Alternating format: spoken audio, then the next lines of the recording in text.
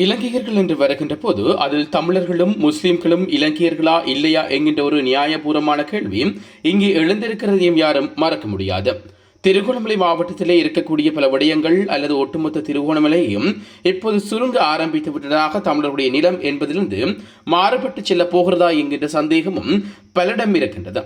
இந்த இலங்கை நாட்டிலே இந்த இடங்களிலும் திடீர் புத்த சிலைகளை முளைக்கும், அதே போன்று திடீரென கட்டுமான பணிகள் மேற்கொள்ளப்பட்டு ஆங்காங்கே புத்த விகாரைகள் அமைக்கப்படும். இதனை யாரும் கேள்வி கேட்க முடியாது. காலகாலமாக இலங்கையில் பல்வேறு இடங்களில் இதுதான் நிகழ்ந்து வருகிறது. தமிழ் மக்களுடைய பூர்வீக நிலங்கள், அவருடைய பாரம்பரிய நிலங்கள் என அனைத்தும் இவ்வாறுதான் அபகரிக்கப்பட்டுக் கொண்டே இருக்கிறது.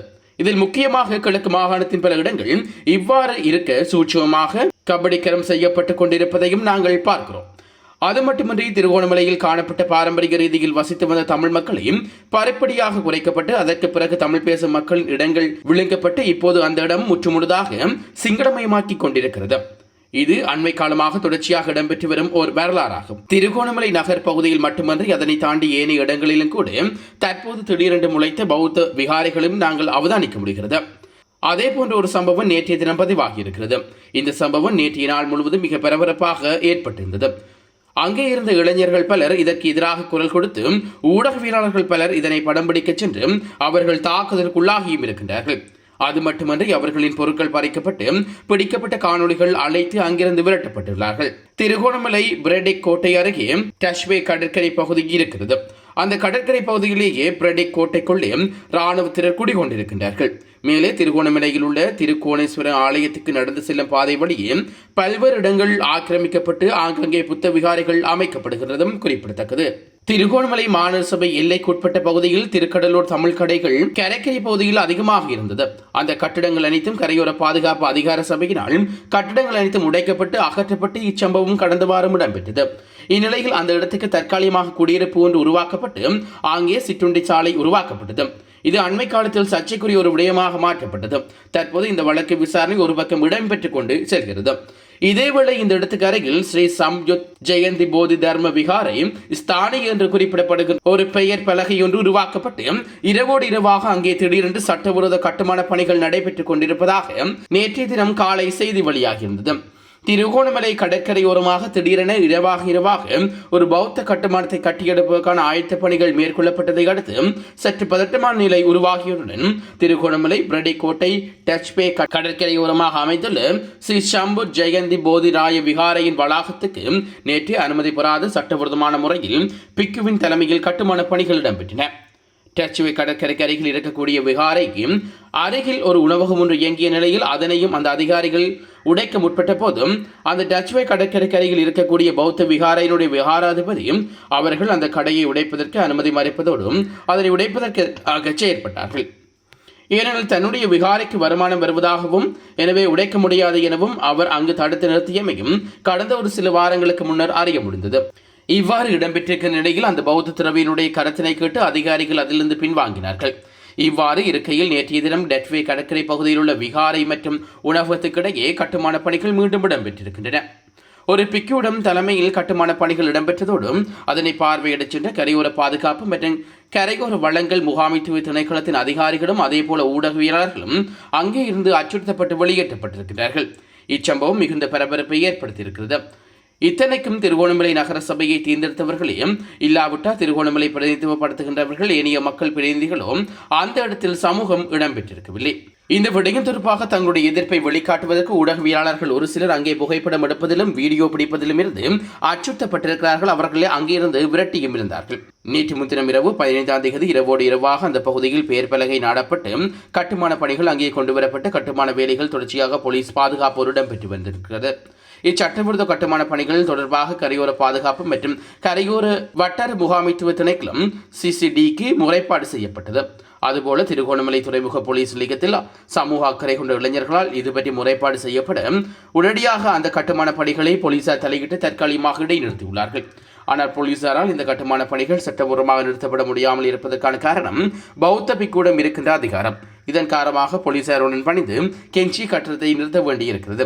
இதற்கிடையில் தான் முருகல் ஏற்பட்டு காணொலி எடுத்துக் கொண்ட ஒரு ஊடகவியலாளர்கள் தாக்கப்பட்டு அவரது கையடக்க தொலைபேசி பறிக்கப்படுவதற்கு காரணமான சம்பவங்களும் அங்கே நடைபெற்றிருக்கின்றன. இது ஏற்கனவே இது பற்றி ஏனைய விவரங்களை ஆராய்ந்து வேலை அந்த இடம் ஏற்கனவே ஒரு தனியார் ஒருவருக்கு சொந்தமான பகுதியில் சிற்றுண்டுச்சாலை ஒன்று உருவாக்கப்பட்டதும் அது அண்மையில் கோர வடயங்கள் பாதுகாப்பு தன்னை கடத்தினால் அதை பற்றி வழக்கு ஒன்று தாக்கல் செய்யப்பட்டு அதை போல் பெரும் மக்களின் எதிர்ப்பின் மத்தியில் கைவிடப்பட்டதாகவும் சொல்லப்படுகிறது. ஆனால் கடந்த காலத்தில் இருந்த ஜனாதிபதி மஹிந்த ராஜபக்சவினால் அங்கே இருக்கின்ற ஒரு பகுதிக்கு யாரோ ஒருவருடைய காணி உரித்து வழங்கப்பட்டதாகவும் ஒரு செய்தி இருக்கிறது. எனவே இது தொடர்பாக சட்ட ரீதியாக அணுகல் மிக அவசியமாக இருக்கிறது. அந்த பகுதி இளைஞர்கள் சொல்லியிருக்கின்ற தகவலின் அடிப்படையில் அந்த விகாரையின் பகுதியில் ஏற்கனவே சட்டவிரோதமான முறையில் அமைக்கப்பட்டுள்ள சிற்றுண்டு சாலையை அகற்றுவதற்காக கரையோர பாதுகாப்பு மற்றும் கரையோர வளங்கள் முகாமித்துவ திணைக்களத்தினுடைய அதிகாரிகளால் இந்த மாதம் 4ஆம் தேதி நடவடிக்கை எடுத்த போதிலும் கூட அந்த சட்டவிரோத கட்டணம் தொடர்பாக மாநகர சபையின் தொடர்பாக வழக்கு நிலுவையில் இருந்த காரணத்தினாலும் ஒரு வார கால அவகாசம் குறித்து விகாரின் விகார அதிபதியினால் போலீசாரிடம் கேட்கப்பட்டதை அடுத்து அதில் தாமதம் ஏற்பட்டது சொல்லப்படுகிறது. எனவே இவற்றில் என்ன இடம்பெற்றிருக்கிறது? அரசு இந்த விடயத்தில் தன்னுடைய நிலைப்பாட்டை தெளிவுபடுத்துமா அல்லது கடந்து செல்ல போகிறதா? அல்லது அனைவரும் இலங்கையர்கள் என்றால் அங்கு இருக்கக்கூடிய தமிழர்கள் அனைவரும் இவ்வாறு தான் தங்களை மாற்றிக்கொள்ள வேண்டுமா என்கின்ற சந்தேகமும் பலரிடம் இருக்கின்றது. இந்நிலையில் இரவோடு இரவாக குவிக்கப்பட்ட இந்த கட்டுமான பொருட்களை அடிப்படையாக வைத்து இந்த கட்டுமான பணிகள் மேற்கொள்ளப்பட்டு வருகின்றன. இதனை தடுத்து நிறுத்தச் சென்ற கரையோர வட்டாரங்கள் பாதுகாப்பு பிரிவினரும் வெளியேற்றப்பட்டிருக்கிறார்கள். உடனே உள்ளே செல்ல அனுமதிக்கப்படவில்லை. ஊடகவியலாளர்களும் மிரட்டப்பட்டு வெளியேற்றப்பட்டிருக்கிறார்கள். நேற்று மாலை மீண்டும் அந்த கட்டுமான பணிகள் நடைபெற்று வருவதாகவும் யார் சொன்னாலும் அவர்கள் கேட்கப் போவதில்லை. போலீசார் அங்கே பார்த்திருக்க இந்த கட்டுமான பணிகள் இடம்பெற்றுக் கொண்டு வருவதாகவும் அங்கிருக்கின்ற பலர் தெரிவித்திருக்கின்றார்கள். நேற்று மாலை கட்டுமான பணிகள் மீள ஆரம்பிக்கப்படுவதாகவும் போலீசார் சொல்லியோ அந்த நாடாளுமன்ற உறுப்பினர் சொல்லியும் கேட்காமலேயும் இது நடைபெற்று வருகிறது. சட்டம் ஒரு பக்கம்தான் இங்கே வேலை செய்யும் என்றும் தங்களுடைய விரக்தியை வெளிப்படுத்தியிருக்கின்றார்கள். இந்த இடத்திலே தான் திடீரென சமூக வலைத்தளங்கள் மூலமாக இன்னும் ஒரு தகவல் பரவப்பட்டிருக்கிறது. அங்கே இருந்து செயற்படுகின்ற சிங்கள ஊடகவியலாளர் ஒருவர் பகிர்ந்திருக்கின்ற தகவலின் அடிப்படையில் 1951ஆம் ஆண்டு இங்கே ஒரு பௌத்த கட்டடம் ஒன்று இருந்ததாகவும் அந்த பௌத்த கட்டடம் அதாவது 1951ஆம் ஆண்டு உருவாக்கப்பட்ட விகாரை ஒன்று அந்த விகாரை தான் மீள கட்டுமான பணிகள் இப்போது இடம்பெற்று வருவதாகவும் தெரிவித்திருந்தார். சிங்கள மொழியில் திருகோணமலை மாவட்டத்தை ஆரம்பிக்கப்பட்ட முதல் தர்ம பாடசாலையாகிய ஸ்ரீ சம்புத் ஜெயந்தி போதிவர்த்தன தர்ம பாடசாலை மீண்டும் தொடங்குவதற்காக மிகந்துரிபுர மஹிந்த வம்ச குணாம்ச மரண தர்ம பாடசாலை கட்டிடத்தில் அடிக்கல் என்றும் சொல்லி இந்த கட்டிடத்தை அடிக்கல் கடந்த 14ஆம் தேதி ஞாயிற்றுக்கிழமை அதாவது நேற்று நிறுவியிருப்பதாகவும் திருகோணமலை பிரதேசத்தின் மதிப்புக்குரிய மகா சங்கத்தின் தலைமையிலிருந்து நடைபெறுவதாகவும் குறிப்பிடுகின்றார்கள். 1951ஆம் ஆண்டு கதையை சொல்லி 1996ஆம் ஆண்டு திருகோணமலையின் பிரெக்டி கோட்டைக்கு இது கொண்டு செல்லப்பட்டதாக குறிப்பிடுகின்றார். இந்திய இராணுவத்தின் தாக்குதலுக்கு பிறகு இது இயங்கா நிலையை அடைந்ததாகவும் குறிப்பிடுகின்றார்கள்.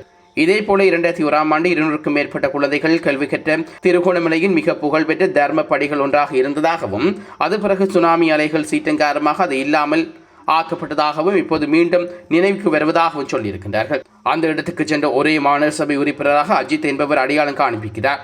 மற்றபடி சிசிடிவி அழைக்கப்படுகின்ற கரையோர பாதுகாப்பு திணைக்களத்தைச் சேர்ந்த அதிகாரிகளும் இதற்கு முழுமையான முயற்சியில் ஈடுபட்டிருந்தார்கள். இந்நிலையில் திருகோணமலை கடற்கரையோரமாக வைக்கப்பட்டிருந்த புத்த சிலை போலீசாரால் உடனடியாக இரவோடு இரவாக அங்கிருந்து எடுத்துச் செல்லப்பட்டுள்ளது.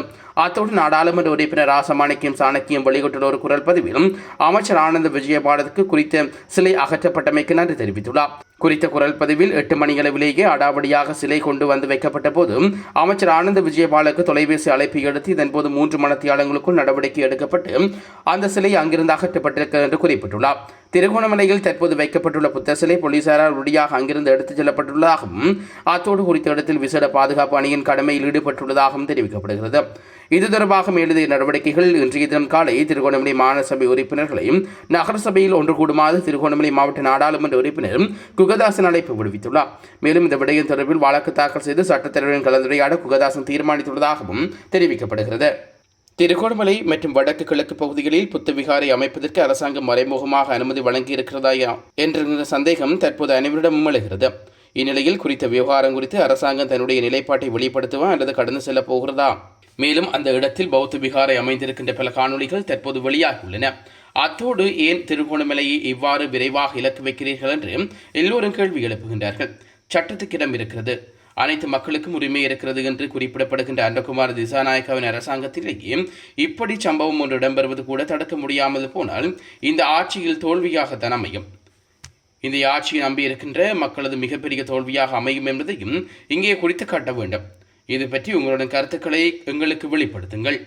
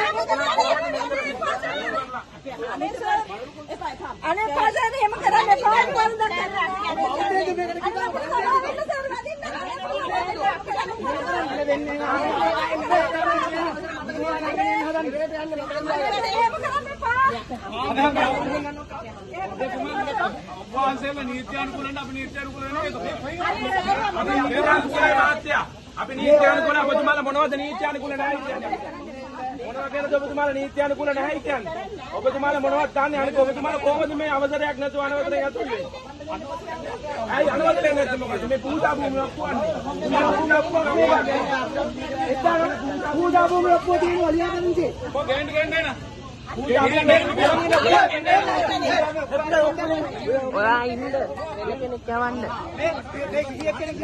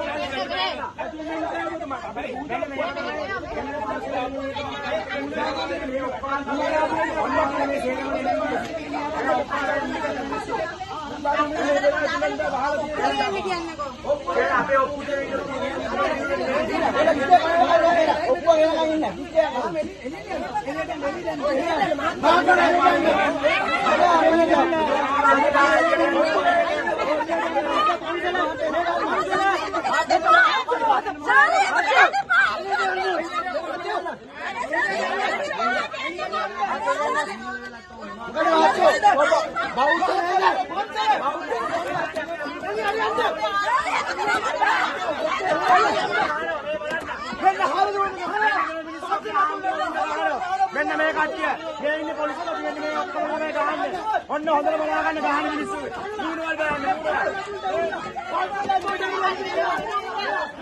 මේ එන්න අරේ මොකද මේ කට්ටිය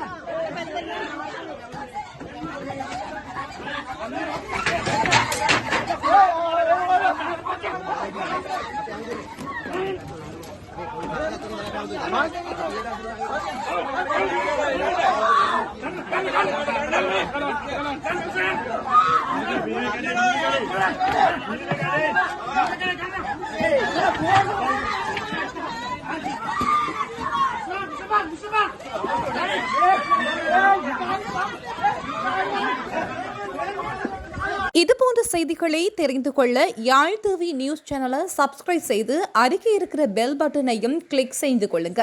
மேலும் இதுபோன்ற செய்திகளை உடனுக்குடன் தெரிந்து கொள்ள யாழ்டிவி.com எனும் இணையதளத்தின் வாயிலாக எங்களோடு இணைந்து கொள்ளுங்கள்.